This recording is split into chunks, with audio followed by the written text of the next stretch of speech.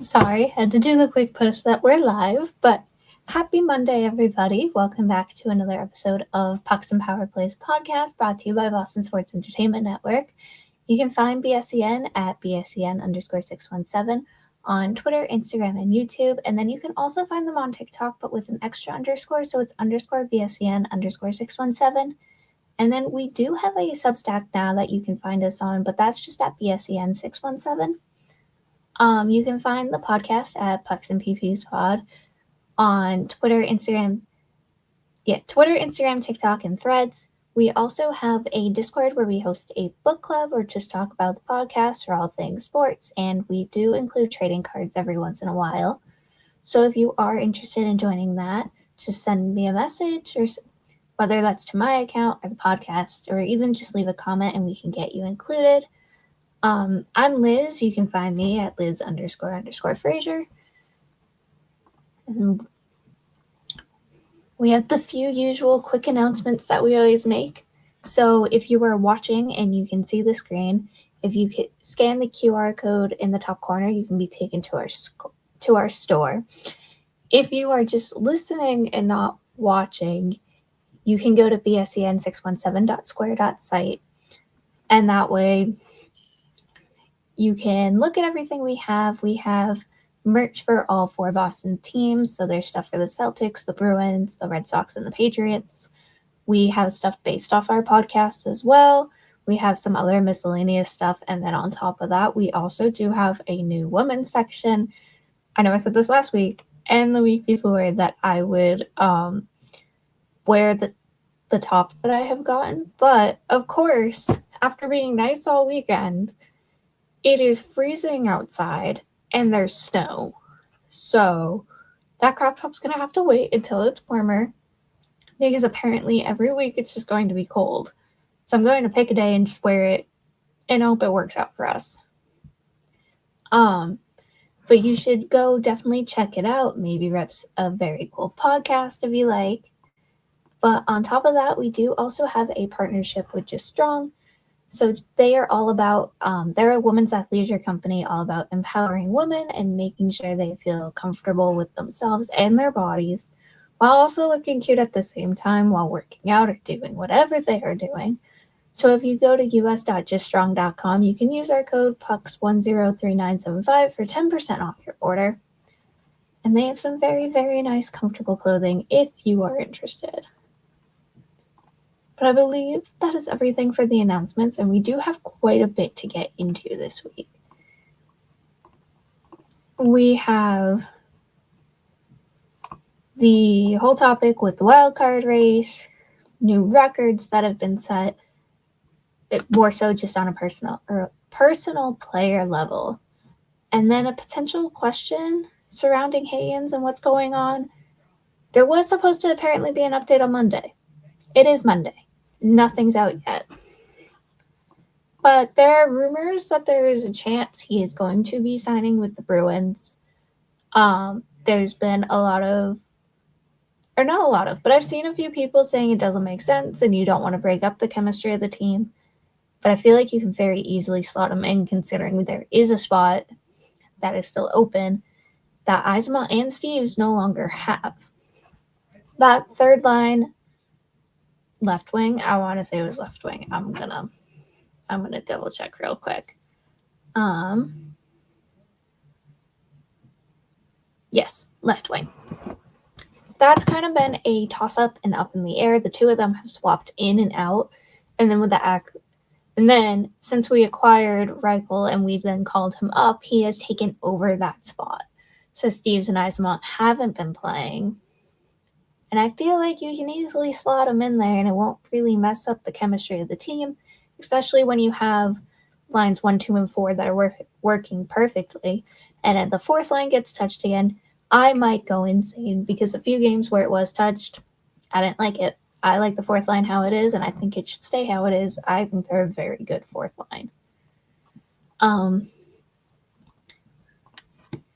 But some people are excited. Some people think he should be in the AHL for a bit. But honestly, I think playoff hockey might be a way to start. I think it would be great. Yeah, I hit the wrong button. So sorry, guys. I think it would be a good experience for him. We saw this with McAvoy when he first came up. It was straight into the playoffs. So there's a difference of fighting for a playoff spot, which is still very much playoff hockey, but it's not fully in the playoffs, proper playoff hockey. It's regular season playoff hockey. So I think it would be very interesting. I'm personally on the side of calling him up. I think he could easily fit in, or not calling him up, but signing him. I think he very easily could make the team and that it would go well. I'm seeing if there's any updates that I may or may not have missed. While I do typically agree that players 100% should take the time to be in college and to work on what they need to work on, I genuinely think it would be cool to see him in a playoff run.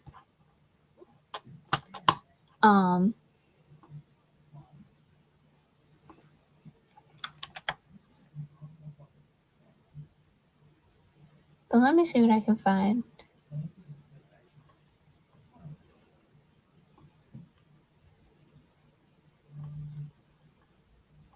I don't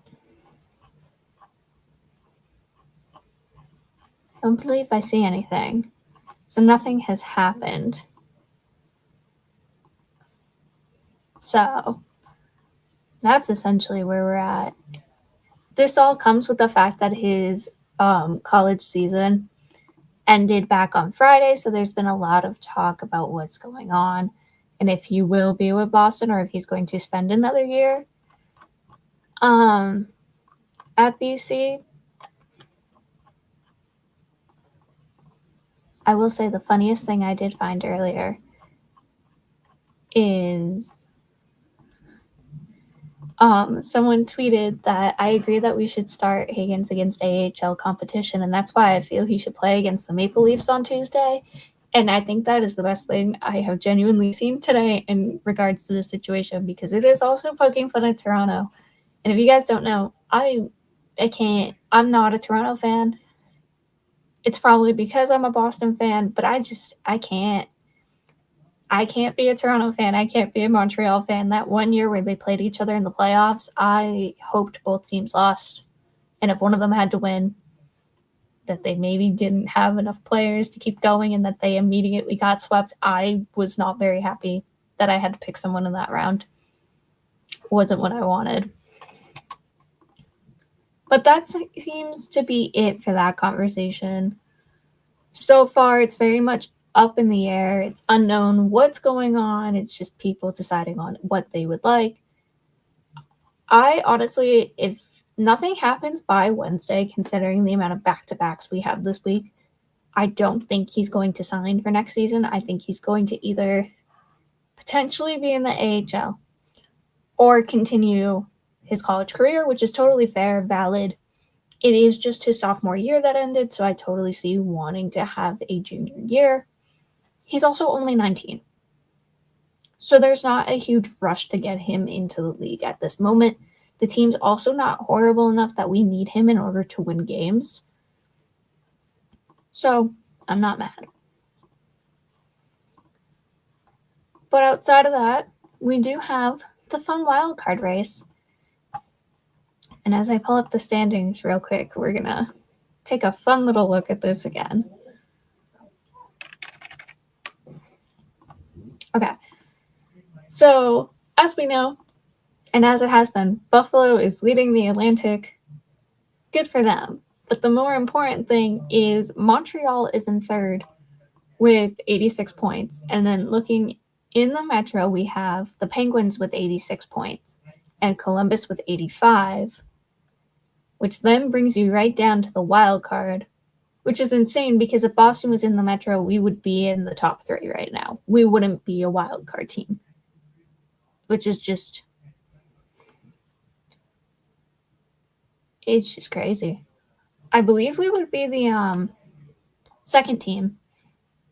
But with the wild card race, the Bruins are currently in the first wild card spot with 86 points. We are tied with Montreal, but they have played one less game than us, so they do have that game in hand.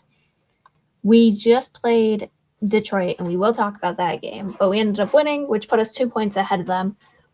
But right below us is the Islanders at 85 points. They've played one more game than us, so we do have a bit of wiggle room there.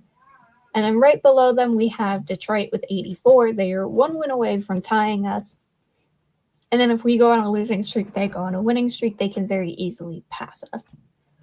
Right below them is Ottawa getting back up into it. They're currently at 81 points. And then the Flyers are below them at 80 points. Both teams have a game in hand on the Bruins. But again, one game, ideally with the point situation, won't make or break it. It'll just get a bit too close for my liking.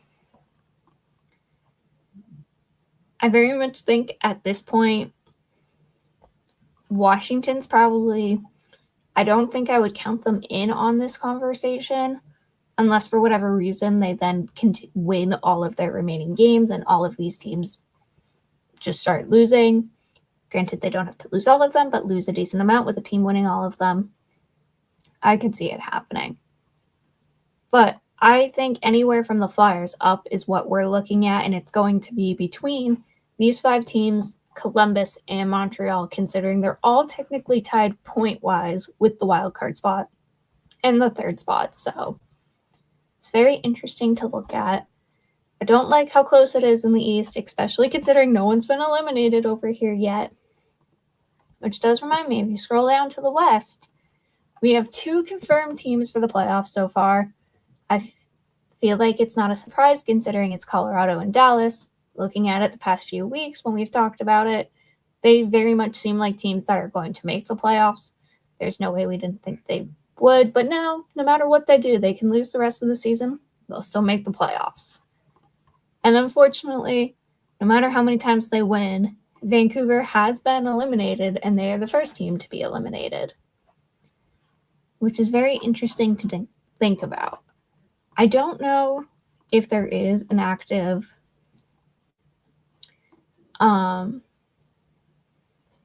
win situation for tonight. I do know the Rangers are playing. There's only one game tonight, which is crazy.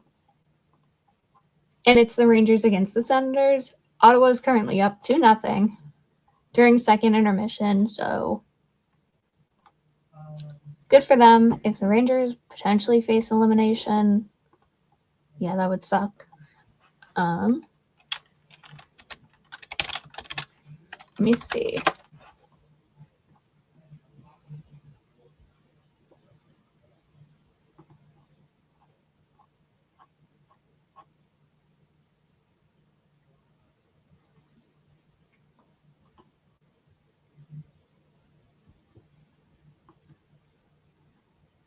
Okay. There is nothing up for tonight, so Rangers can't be eliminated yet, which is insane.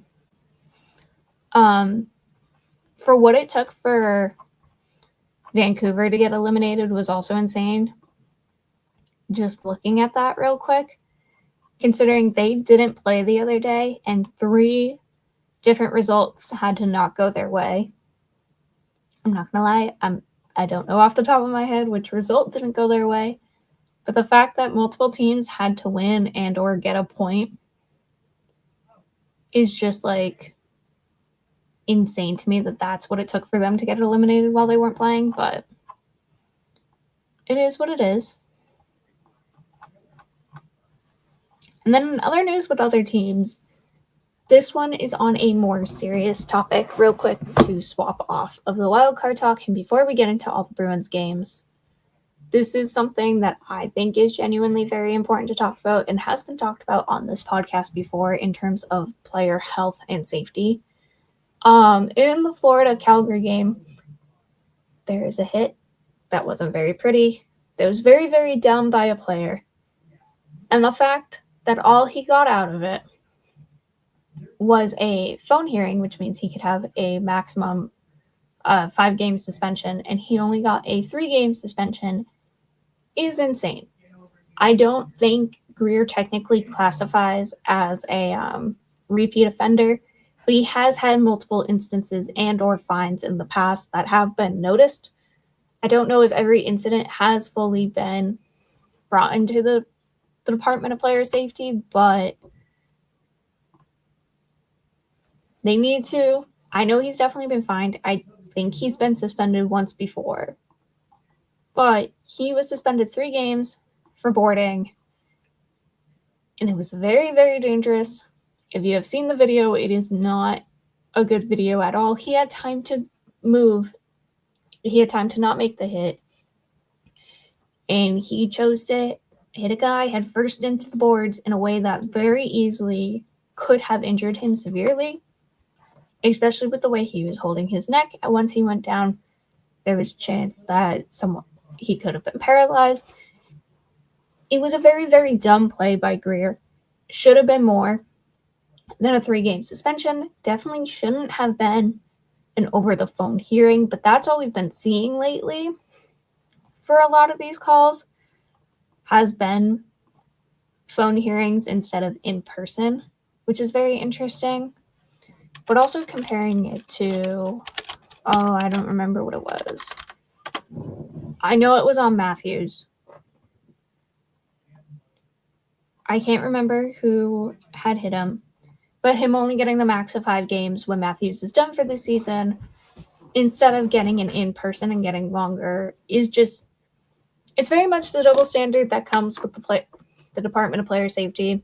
I'm not a big fan. I think they need to fix a lot of things. They need to actually look at what affects the players and how to go about this better and how they can slowly help eliminate these types of hits. There needs to be bigger suspensions about this because it's a known thing to not do that. It's not smart. And just overall, like, I'm sorry, it's common sense to not hit someone head first in a position that could injure them. There's just a lot of stuff with that it doesn't sit right. It's very upsetting, both the hit and the response. Because if you're comparing it and looking at that versus the one on Matthews and being like, yeah, that's 5, but that's 3, I don't agree with that. Certain things, especially when they're different, shouldn't be fully looked at in that way. But at the same time, both of them very easily could end a player's season, let alone potentially a career with what it is. So they should be more than 5, if not at least 5 for both of them. I could probably end up going on a whole tangent about player safety right now, but I think I'm going to leave it at that because I'm not going to end up being very happy with them. They miss so much, and then with what they do catch, they either get fines or like a slap on the wrist to the player. And it feels like these last 2 suspensions have been slaps on the wrist because, yes, 5-3 games when you're potentially pushing for playoffs or trying to not, I don't even know where the Panthers are right now. They're not making the playoffs, but when you're doing everything you're doing, you don't want to be losing those players. So, yeah. But at the same time, that's nothing compared to what happens to everyone else and also what they should have received. It's just a slap on the wrist, in my opinion.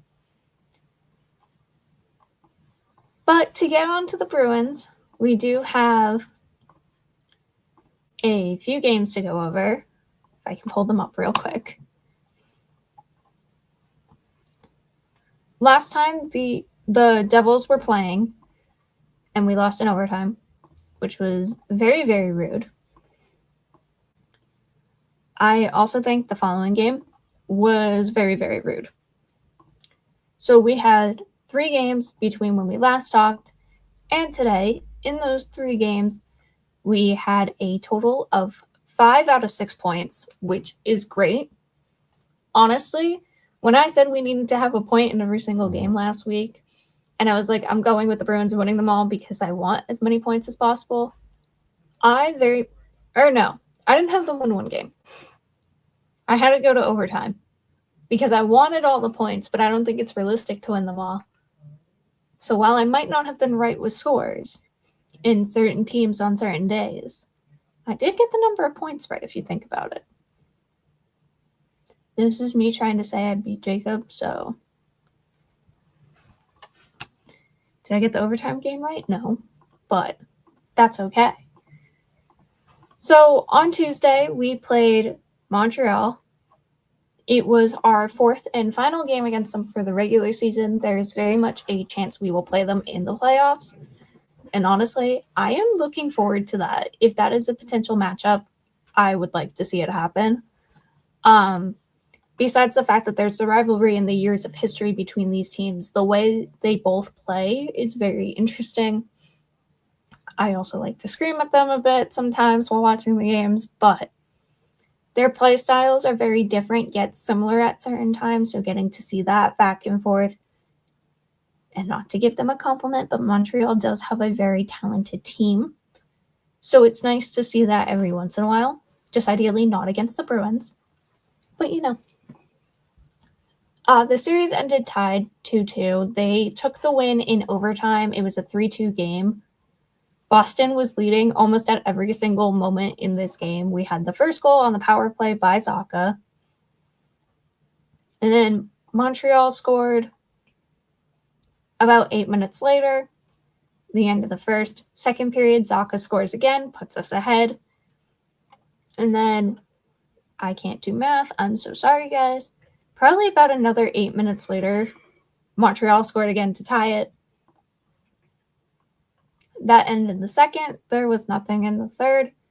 And then in overtime, with under a minute remaining, Montreal unfortunately scored, which is very, very rude of them. But it was Caulfield's 40th goal of the season, so congratulations to him on hitting 40 goals. It's always nice when a player does that, especially someone that you expect to do that. The game, honestly, looking at the hits, 32-26, was not as high as I thought it was. I thought this game was going to be a lot more hit heavy. It very much did feel like a playoff game, which was nice, and I liked that aspect about it. It was very important for both of these teams to get the 2 points, and neither wanted to give the other team a point. And I feel like you saw that a lot with how they were playing, which has made it an overall very enjoyable game. I wish it was slightly more physical, not to be like going around hitting people after what I just said, but with safe hits, I would have liked to see that a bit more. And this is also something that's going to be said about the next few games, but I'll say it now. The Bruins, for some reason lately, do not seem to know how to hit people. They'll occasionally have a hit here or there, but I'm used to them being like, guy's got a puck, maybe I can hit him. We're not really doing that anymore, which is very interesting, and I don't know if that's just the way the team's playing, so they're not really looking to do that, or if something's been said about hitting players, so they're not doing it because of that. But it is interesting because there have been moments where I'm like, you could just hit them, and it would be fine. And they don't. And it's very weird. But I digress. On to, I can't think of days. Thursday. So the game on Tuesday was very good. Also for the fact that it was a back-to-back for the Bruins. And we were traveling from New Jersey the previous day. But now on to Thursday, after a full day of rest, we are back at home. And we are playing the Jets. This game, I believe the Jets were fighting for a playoff spot. I could be wrong. Don't quote me on that. But this game was insane. Oh my gosh. I want to say this is the one. I gotta check what game it happened on. I'm so sorry, guys. I knew what I was going to talk about, and I had it in my head. And then it just... Okay. It was the Detroit game. Anyways, we ended up going into this game. In the first period, we had one goal. It was from Pasta. Beautiful goal. And then this was Reichel's first game with the Bruins, if I remember correctly. I'm going to double check real quick. Yes. It was his first game with Boston. And he had the second goal of the game. It was a very nice goal.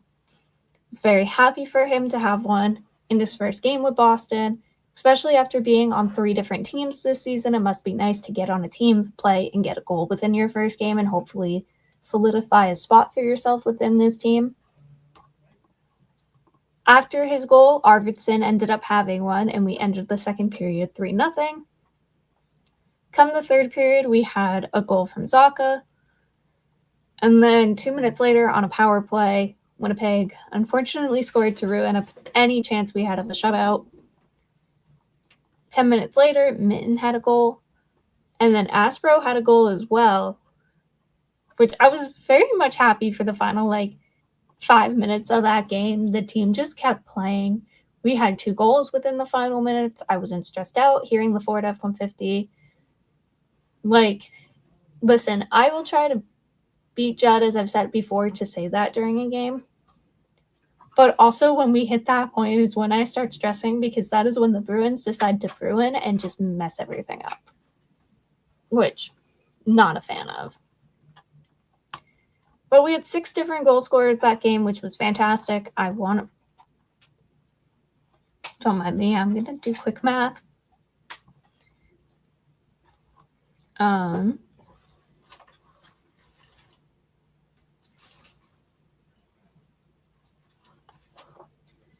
We had, why? I'm so sorry. We had 9 different players get at least a point. Some players got more than one.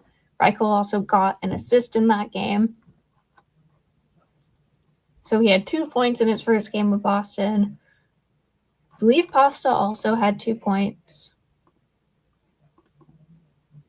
A lot of players had 2 points. Our D wasn't as involved this game point-wise. We did have the goal from Aspro and an assist from Peak. But otherwise, it was just forwards. And honestly, I was a fan. I think Sway had a fantastic game.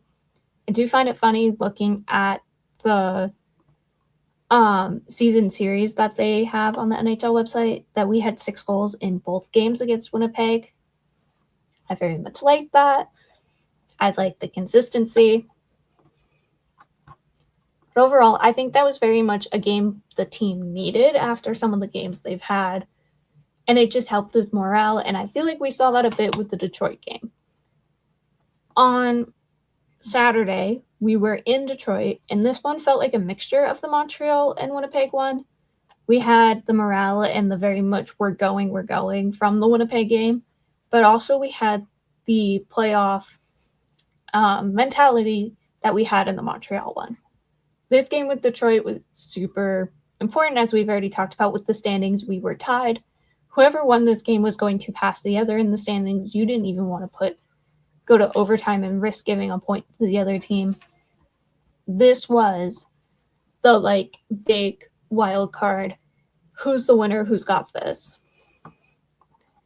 And Boston had it. They ended up winning the game 4-2.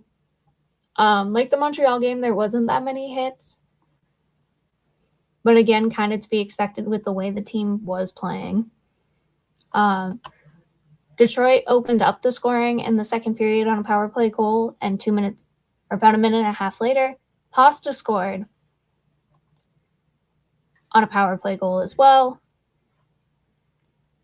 Geekies. I gotta double check numbers real quick. I know what I want to say, but I don't think it's that assist. Okay, yeah. Then into the third period, Detroit scores again. And about 2.5 minutes later, we had a goal from Lindholm. This goal from Lindholm put Geeky at 60 points for the season with his assist that he had. He then proceeded to have a third assist on the next goal. That happened about 3 minutes later from Zadorov. So Morgan Geeky is now at 61 points on the season. 9 points away from 70. I think he can do it. I'm still going Morgan Geeky, 70-point season. Because he's got it. We also have 12 games left. So if he has another game like this where he at least has 3 points in a game, he can easily do it. He's got 12 games. He can miss a game. So let's go Morgan Geekie. Let's get those 70 points. But after that, we had Husnudinov with an empty netter for his 14th of the season. With Pasta's assist on that, he ended up hitting 500 career assists, which is another huge milestone. I love how we essentially had 2 in the same game with a player getting 60 points on the season and 500 career assists. Both are great. Geekie's continuing to hit new highs that he hasn't had, obviously, before. This is his first time ever having 60 points in a season. He's up to 27 assists now, which is a new career high for him. 34 goals he's been at for a while, but that's okay. He's still there. And speaking of him still being there, if you don't follow Morgan Geekie on Twitter, you're going to want to follow him on Twitter. But Chris O'Connor had tweeted out, I believe when Detroit scored their second goal of the game, that the game was over. Boston's not scoring 2 in the third to win this. Swayman with another long-range shot that he can't stop. And Geekie is a effing ghost out there. Which is funny because at this point, Geekie did have an assist already. It was the secondary assist, but he still helped set up a goal that had happened. So it's crazy to say that he's been a ghost on the ice when he did contribute to a goal the Bruins had. Now, it is very funny considering he then went on to have 2 more assists, but Geekie's response of, what else does your crystal ball say, Chris? At almost 1 a.m. is absolutely insane to me. And then, according to Scott, who, if you don't know who he is a reporter for Bruins. He mentioned that Geekie said Mason Lowry actually wrote the tweet, and then Mason called it a co-production, which is just, I love this team. That very much felt like a mixture of a Geekie one, but it also felt a bit too young for Geekie, if that made sense. But also, this is now his 3rd tweet of the season, so, like, go Geekie. I love whatever you're doing. Keep tweeting at people, because you pop off after it.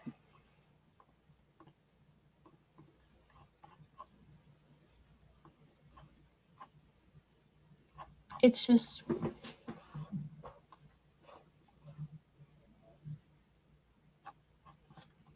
I'm sorry. I'm looking at all of his stuff. I love his random tweets that he has. Typically, you get 1 a year or 1 a season. We've had 3 this season. He did end up, technically 4 if you look at the fact that he retweeted McAvoy's tweet about getting him in the face. But if you look at his responses to people, we're at 3, which is a new high. So I'm hoping for more Morgan Geekie news and Morgan Geekie tweets because they are very funny. But also on topics of new, Pasta and his wife welcomed their second daughter. I don't know the exact day, but within the past week and a half. And congratulations to them. Everyone's happy and healthy, which is great. She's already been to a game, which, like, if you haven't seen the video, him, like, waving to his kids, it's adorable. But congratulations to the Pasternaks. And I believe that's it for those games that had recently happened. But I do know, I believe it was during the game for Detroit, it was mentioned that Boston does have one of the hardest schedules remaining. Which, looking at it, yeah, it is a bit scary. You do have Toronto tomorrow, which, whatever, it's Toronto. But then you have Buffalo, you have the Wild, you have Columbus, you have Dallas, you have Tampa twice, you have Carolina, Columbus. The Devils, not really scary, but potentially if the Flyers are still in it with the race as they look like they could be, you do have the Flyers as well. So most teams are confirmed playoff teams, which already mean it's going to be harder. And then you have those few teams that you are fighting for.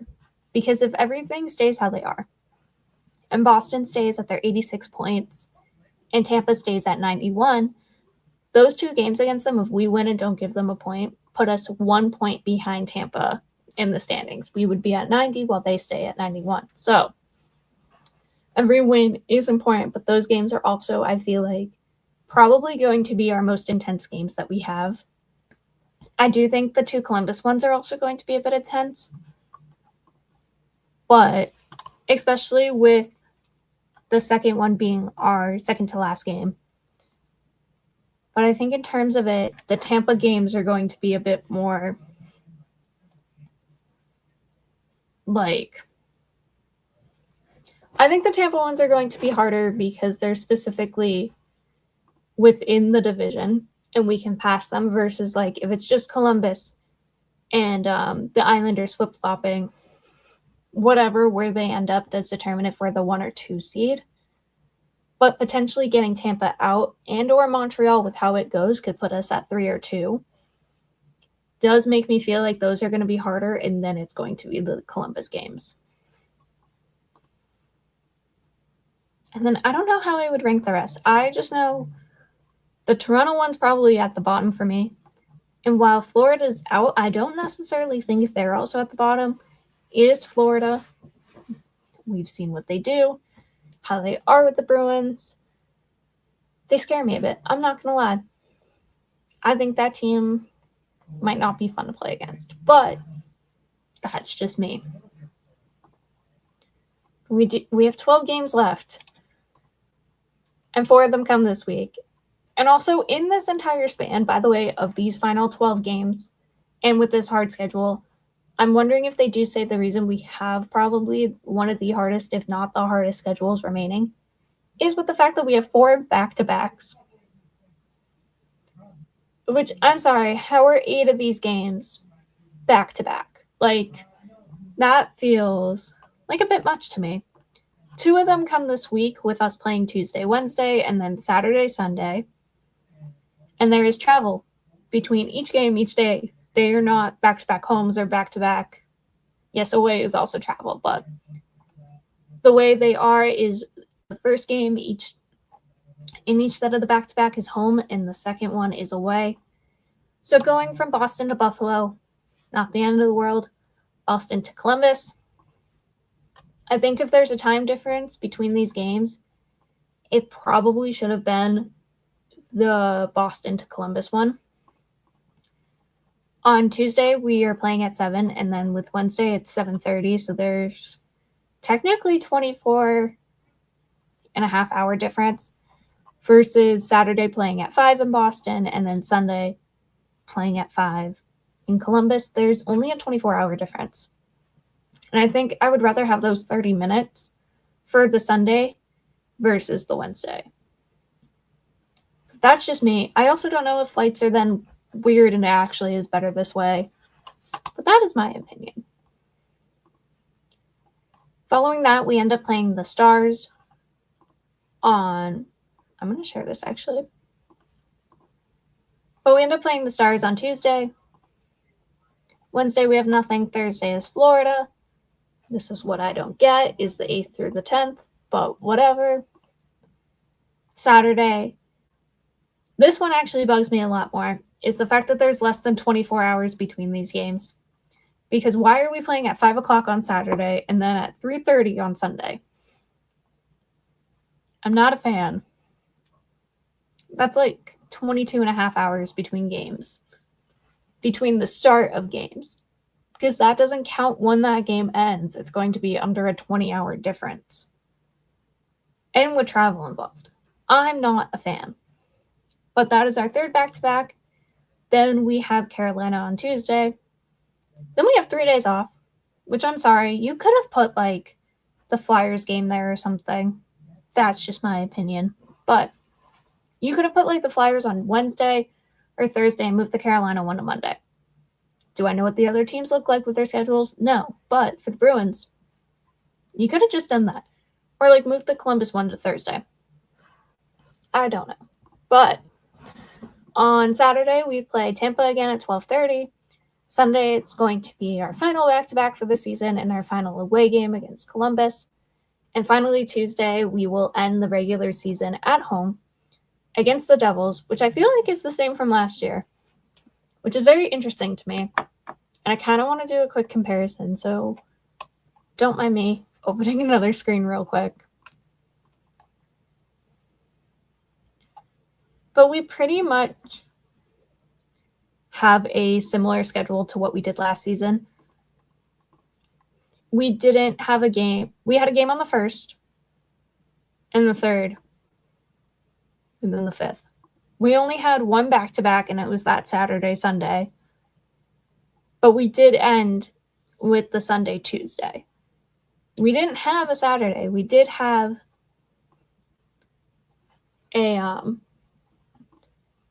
we had 3 games in a week, but there was a 2-day break before we had our second to last game.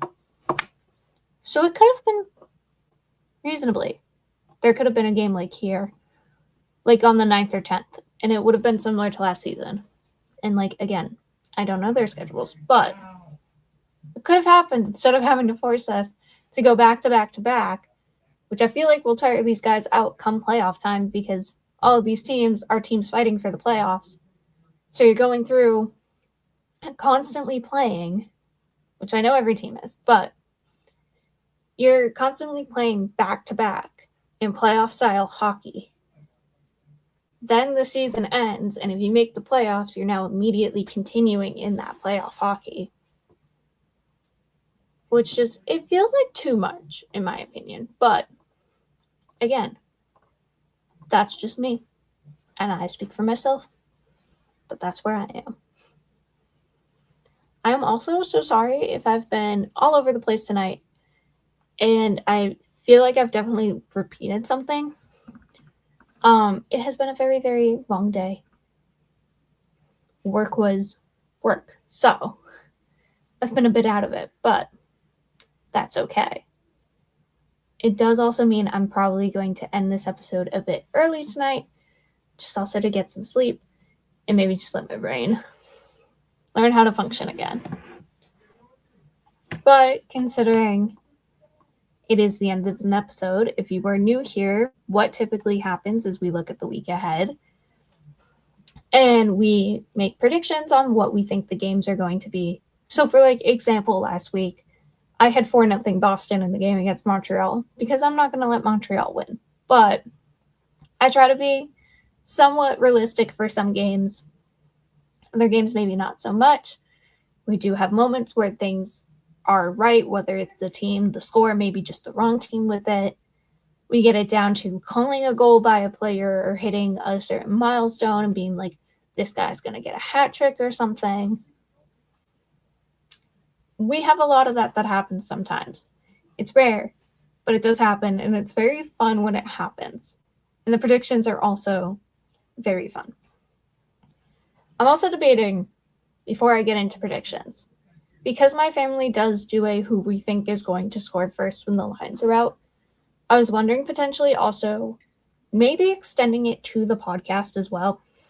And it would just be before each game with the lines posted being like, hey, who do we think is going to score first? Here's what we have. Here's what you have.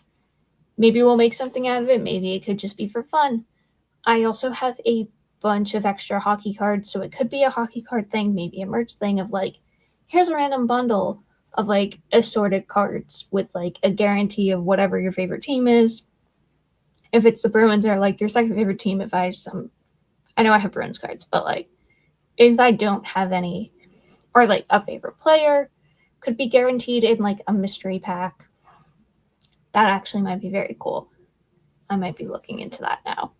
Just a fun little way to end the regular season with all the stress going on of pushing for the playoffs.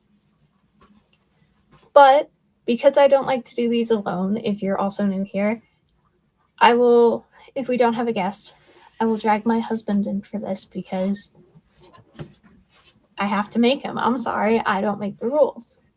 So, Jacob, I gotta get his attention. What's up? You are needed now for predictions. What are the games? So, there are 4 games this week. The first one is tomorrow against Toronto. We have beaten them I know you like this when this happens. We've played them twice this season. This is our third game against them. We have beaten them 5-3 both games. Granted, one of them, they were both back in November, and they were essentially, while they're not like back-to-backs like these are, they were back-to-backs for the Bruins because it was the 8th, and then we didn't have another game till the 11th, which was Toronto. I'm gonna say I don't know if I expect us to do as well as those last times. Toronto's also on a 3-game losing streak, but they also kind of suck. But also, they're not making the playoffs this season. Yeah, so that's, and we tend to be, let's just say, not the best against teams we should absolutely destroy. I hope you know, guys, if he picks who I think he's going to pick, you're not going to hear from him for his other predictions. No. It won't be here. No, I still think we're going to win. Okay, good. I just don't think it's going to be as much of like a clobbering as the other game. I'm thinking it's going to be a 3-2. Okay. Regulation? Okay. I have 4-1 Boston. I don't think it's going to be like 5-3, but... We both think 5 points total. Yeah, we do. Yeah. I think Toronto's going to score, and then we're going to just go for it. Then, on Wednesday, the following day, because whoop-de-doo, we play in Buffalo at 7:30. So we have more than 24 hours by 30 minutes between the games. We're winning the series 2-1. We've played 4 games against them, or 3 games against them. This is about to be our 4th. I confused my words. It feels like 4 is a lot. That's the max you can play a team in the regular season. I feel like the 4 should have gone to Toronto over Buffalo, but no, whatever. Buffalo. We hate New York. So the last time we played them was in December. They beat us 4-1, but then in October, we beat them 4-3 on the 30th in overtime, and then 3-1 at the start of the season. They lost their last game, but they are also 8-1-1. In their last 10, they are top of the Atlantic, and they scare me. I'm trying to remember if I have anybody who's on Buffalo. If you've been here and you know about this, we have a fantasy league for the podcast, and he is pulling up his team. I don't think you have any Buffalo players. You know what I do? Sorry, I was like, what's that symbol? It was next to Greer. Suspended, yeah. Yeah. SSPD. Sounds like a weird police department. The super shit police department. Anyway. I always think, like, my brain will, like, autocorrect. Like, for some reason, my brain keeps thinking Allmark's there. But no, that's where we got him from. Yes. But he didn't go back there. He's with the Senators. But for some reason, my brain keeps going, like, Buffalo. I'm like, that's not. But what do you have for Buffalo? I don't have any. I don't think. I just looked at No. Score. Oh, what do I have for score? They have Tage Thompson, by the way. Honestly, like, I'm going to say 2-1 Buffalo, just because, like, it's a back-to-back, and, like, we don't always do the best. Well, you're not going to like the next 2 games. Yeah, I know. I have 3-0 Buffalo. They scare me. 3-0? Way too much. Hey, we have the same amount of points, though.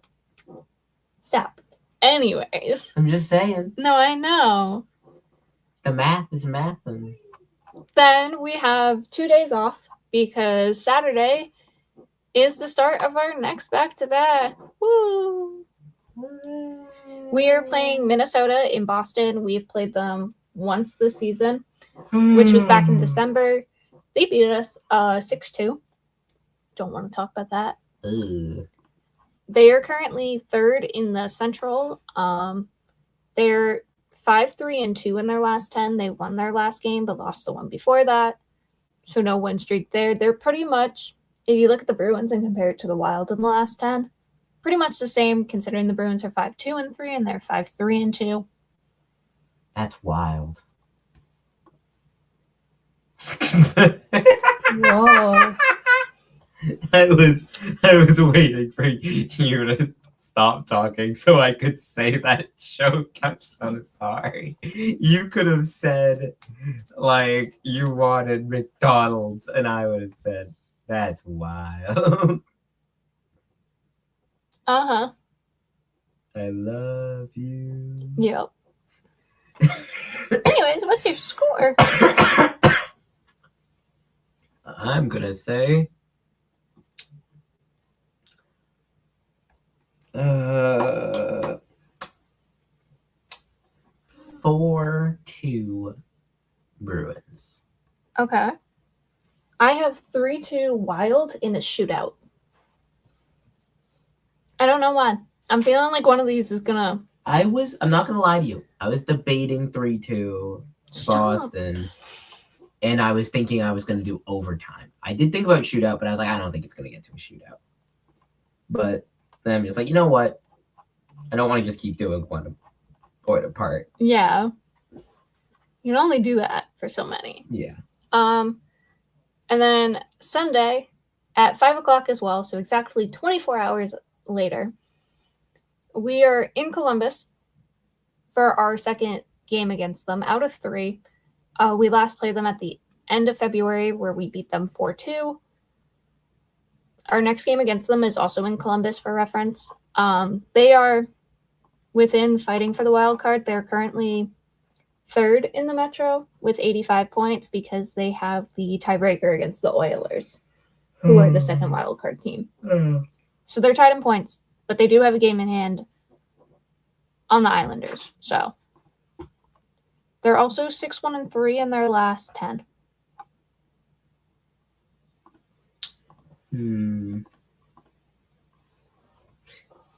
I want you to pick first. Yeah. Yeah. Yeah. Yeah. Okay. So I think this is going to be a very much playoff game, like the Montreal one. Yeah. I am going 1-0 Boston in overtime.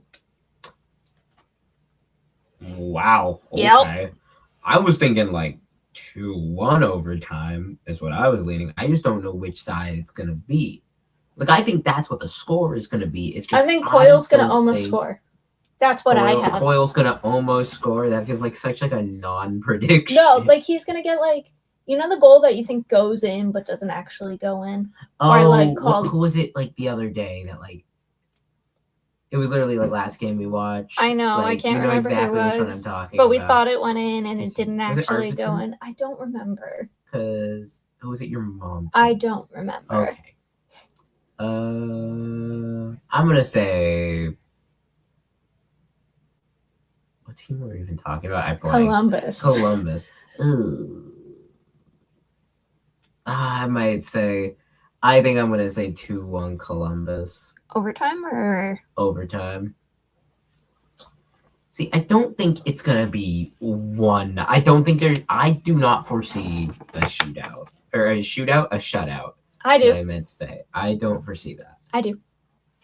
It really depends on what goalie we have, because like it is kind of hard. The thing is, with it being back to back, 2 are going to be Sway, 2 are going to be Korpisalo. Corpy. I don't know why I was about to say Olmark. It's because you mentioned him. But if you want to do a fun little prediction, yeah, based off the games of what goalie you think is going to start, I know who I think is going to start where. So I kind of want to know what you think first. I have my statement that I want to make. That I don't know if I agree with this, but I feel like if we make it to playoffs, it's very clear they're going to just want to use Swayman. Which they should. Like, look, it's not an Allmark and Sway situation anymore where we had 2 like very similarly skilled goalies. I like Corpy. Sway is just the better goalie. But I think I could foresee them for at least one of these back-to-backs, them maybe playing Sway for both of them. Not with them being 24 hours apart.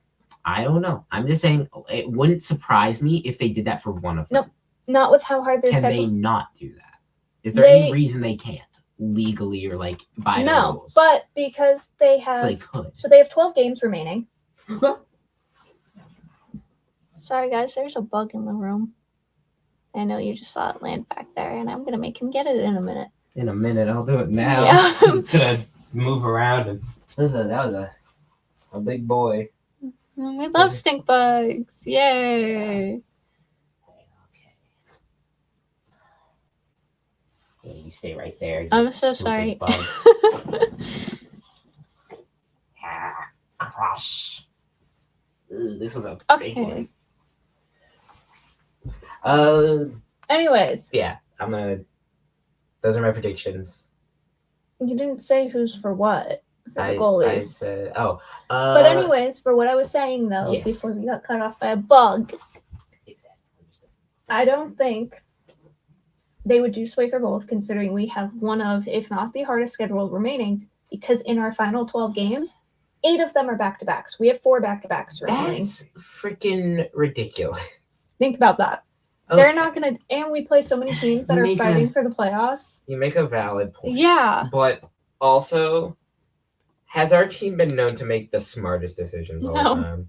So, I wouldn't be surprised if they did it. I think I know where I am, though. Where are you for the goalies? I think it's going to be just Sway Corpy, right? Nope. You think it's going to be Corpy Sway? Toronto's not a playoff team. Buffalo's top of the Atlantic, probably, unless they literally lose all their games, making the playoffs. You're going to put Sway against the playoff teams. So Sway's going to play the 2 away games because Columbus is a wild card team. Minnesota is technically also a playoff team, but if you have to pick to win one game in each back-to-back, you want to win the Buffalo one and you want to win the Columbus one. Yeah. So I'm thinking you put Sway in those games that you must win, and you put Corpy in the 2 home games. I think that is reasonable. I think that's a fair statement. I think that's fair. Thank you. Yes, I agree. I agree with what you say. Oh, you just said that. I'm tired. Yeah. Okay. Well, anyways, Jacob wants to go to sleep. We're going to end it there. Thank you all for joining us. And then for the fun little quick things, you can find the podcast at Pucks and PPs Pod on Twitter, Instagram, TikTok, and Threads. I'm so sorry I blanked there. You can also find us on Apple, Spotify, or wherever else you like to listen to your podcasts. Again, I always recommend watching instead of listening just because it's fun to see the facial expressions and the hand gestures. But listening is not the end of the world. Do apologize for ums every once in a while, especially when it's been a long day. You can find BSEN at BSEN_617 on Twitter, Instagram, and YouTube, and then with an extra underscore on TikTok, so _BSEN_617. I'm Liz, and you can find me at Liz__Fraser. And until next week, with hopefully more wins and a less stressful wild card race. We'll see you then. Bye.